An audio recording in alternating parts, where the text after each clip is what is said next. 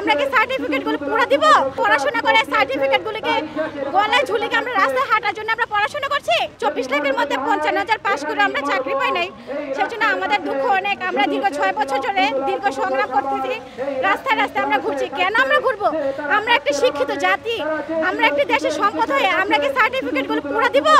আমরা একটু পড়াশোনা করে সার্টিফিকেটগুলোকে গলায় ঝুলিয়ে আমরা রাস্তায় হাঁটার জন্য আমরা পড়াশোনা করছি।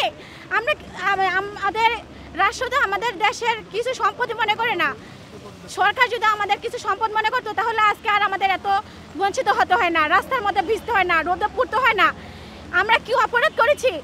আমরা অধিদপ্তরের কাছে জবাব চাই, আমরা প্রশাসনের কাছে এটা জবাব চাই। এটা যদি গণতান্ত্রিক দেশ হয়ে থাকে তাহলে আমাদের গণতন্ত্র সঠিকভাবে পূরণ করতেই হবে। আমাদের দাবি যৌক্তিক দাবি। 2018 সালের আমরা যারা বঞ্চিত হয়েছি সবাই আমরা নিয়োগ চাই।